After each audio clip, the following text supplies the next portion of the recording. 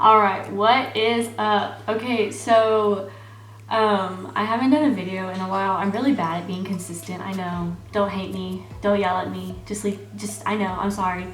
But I have so much to update you guys on. But first of all, I don't know if you can tell, but like my eyelashes are growing back and that makes me so happy. I miss having eyelashes. I miss like being able to put on mascara and just having eyelashes. So that's exciting. Also, ooh, sweatshirt. Okay, so my friend Jan, she has this like clothing line that she started. It's called Eden and y'all should definitely go check it out. This stuff is super cute. I don't even know if you can see it, but it's just like super simple. It just says Eden and she got like black and white and I think she has t-shirts. But anyway, I'll link the website down below so that y'all can check that out and you can kind of read about like what it's all about. Anyway, so I mentioned in I think my last video that I have to have radiation because my cancer was close to the surface, close to my skin, so they want to make sure that they can get rid of all of the cancer that might be there. And then I also had lymph nodes involved, so they want to make sure that they get all of the cancer out of like my lymph nodes. So they have to radiate like up to my collarbone and then like my breast and my breastbone to make sure that they get everything because there's lymph nodes all over there and they just want to make sure that they get it all. So I have to be really careful about radiation because I'm 20 years old. First of all, I'm really young for a breast cancer patient, like extremely young. They also have to be careful because radiation can cause other problems like later on down the road. Like if my heart was involved, then I could have heart problems and that's not what we're going for. So the type of radiation that I need is a type that can be more controlled. They can stop the radiation before it gets to my heart since I have left-sided breast cancer. So Chattanooga does not offer this kind of radiation, so we had to look other places to go. So we looked at Emory because it's a little bit closer than everywhere else. It's like the closest one that we trust. And then we also looked at MD Anderson. So back right before Thanksgiving, my dad and I went to MD Anderson. We met with the radiation oncologist. She said that I'm a candidate for proton therapy radiation, and she highly recommends proton therapy radiation because they could avoid my heart and my lungs. So they got a sample of my tumor from the hospital that did my surgery, and they wanted to like look at it themselves, which is normal. So they said that my cancer was more aggressive than what I was originally told. That means that they're gonna wanna kind of treat me a little more aggressive than a typical patient would be treated. So I'm doing 7 weeks of radiation therapy, and then they also want me to get another surgery. So I met with a general surgeon. They want to go in and take out more lymph nodes. So when I had my original surgery, they took out the sentinel lymph nodes, which is just like a group of 4 lymph nodes that like the breast drains straight into those.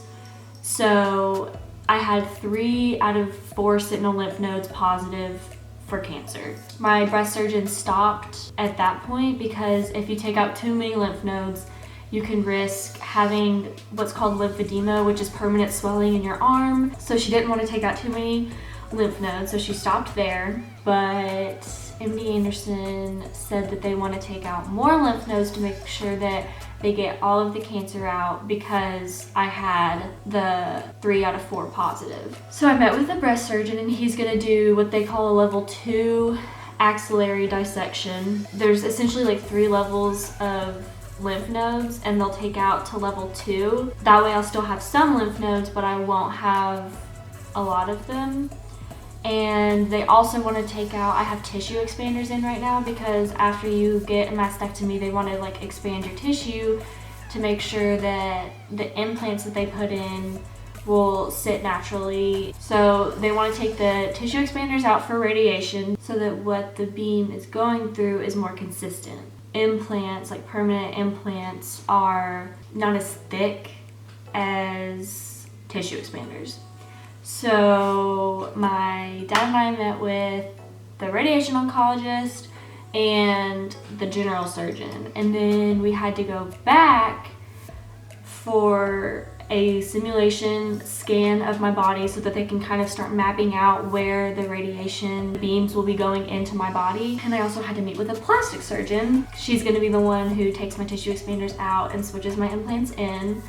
And she's also going to be doing a lymphovascular reconstruction that will minimize my chances of getting lymphedema, because that's what they're really worried about. She'll take my lymph nodes and bypass them into one of my arteries or veins, and that way the fluid would continue circulating instead of going into my arm. Okay, so Thursday was a long day for me. Actually, Thursday to Saturday were extremely long. So Thursday I got chemo. We had to get there at 7:45 because I had a flight at 2. My mom and we got there, I got treatment. Lindsay and Dana came and hung out with us, which was amazing because I was literally dreading the day because I'm always so tired after treatment. I just want to go to bed, I don't feel good, but we had to go straight to the airport after I got treatment. So we went from treatment to Chattanooga airport. We got on a plane, we flew to Dallas, we had a layover in Dallas, and then we got back on a plane and flew to Houston. And that's where we wanted to be. We wanted to be in Houston, but still, it was a long day. And I knew that it was gonna be horrible and I knew I wasn't gonna feel good. So Lindsay and Dana came. It was so nice because they put me in a really good mood so I wasn't completely miserable all day Thursday, but it was still a long day. So my mom and I met my dad at the airport. My dad and I got on the plane to go to Dallas, and this really nice lady gave up her seat in first class for me, which was extremely sweet. It was such a blessing from God because, I mean, I had literally just had treatment. I just wanted to like sleep and I didn't want to be cramped next to my dad on the plane.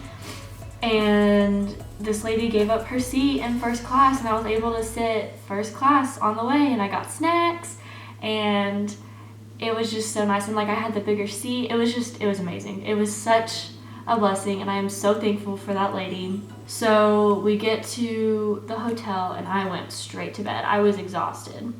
And then we woke up the next morning and I had appointments.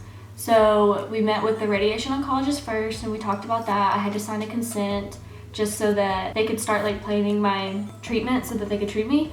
So I got that done, and then I got the scan for the simulation so that they could start planning out my treatment. And then we went and met with the plastic surgeon. When we met with her, she was telling me post-op care, like what it's gonna be like. I'm gonna have one drain from the axillary dissection. I have to stay in the hospital one night, and then she wants me to stay in Houston one extra night after that just in case anything happens. But what we didn't know was that I'm not gonna be able to fly home. So we usually fly back and forth because it's a 12-hour drive. But since I'm having my lymph nodes worked on, the pressure from flying will mess with that. So my mom and I are gonna have to drive from Houston back to Chattanooga after my surgery, which I feel like it's not gonna be fun, but it's also not gonna be miserable because I'm gonna be on pain meds the whole time. It's gonna be pretty bad for my mom. I'm just hoping that it's not uncomfortable, like for me to sit in the car after having surgery on my chest and like my lymph nodes, but we'll see.